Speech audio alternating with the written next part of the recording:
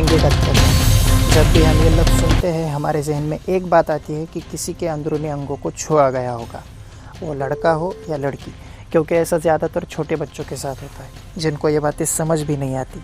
गुप्त अंगों को छूना ये किसी भी कुकर्मी की पहली सीढ़ी होती है, और जब भी ऐसा कुछ होता है तो हम पुलिस के पास जाते हैं और पुलिस अपराधी को दबोच लेती है। पर इस सबको अब एक बड़ा सा पूर्ण विराम लगाने वाला एक निर्णय आज मुंबई हाईकोर्ट के नागपुर बेंच ने दिया है। जब तक अपराधी पीड़ित के अंग को उसके किसी अंग से नहीं छूता तब तक उसे लैंगिक अत्याचार नहीं माना जाएगा। साधारण सी भाषा में बताया जाए तो अगर अपराधी पीड़ित के कपड़े उतार कर उसके स्तनों को हाथ लगाता है या उसके कपड़े के अंदर हाथ डालकर उसे छूता है तो ही उसे लैंगिक अत्याचार समझा जाएगा। अगर अपराधी कपड़ों के ऊपर से पीड़ित के अंगों को छूता है तो उसे लैंगिक अत्याचार नहीं समझा जाएगा। मतलब groping without skin to skin contact is not sexual assault. ये निर्णय ऑनरेबल जज पुष्पा घनेडीवाल ने दिया है। सूत्रों के हिसाब से जिस पर आरोप लगे थे उस आदमी ने लड़की को अमृत का लालच देकर घर पे लेके गया। जब थोड़ी देर बाद लड़की की माँ वहाँ आई तो लड़की रो रही थी और उसने अपनी माँ को सब कुछ बता दिया और फिर उन्होंने पुलिस में एफआईआर दाखिल कर दी। लड़की की उम्र महज 12 साल है, जिसे कुछ अलग लगा होगा इसलिए वो रोई होगी।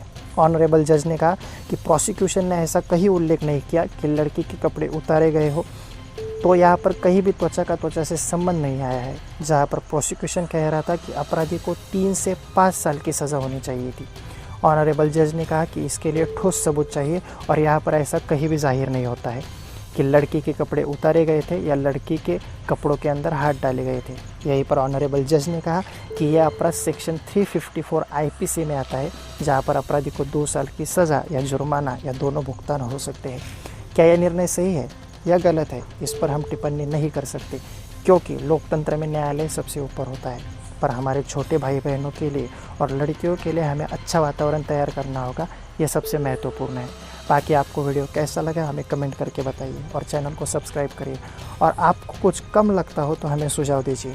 ये कहानी ना दिखाना उनकी मजबूरी थी, पर आप तक पहुंचना ज़रूरी थी। धन्यवाद एंड स्टे अपडेट।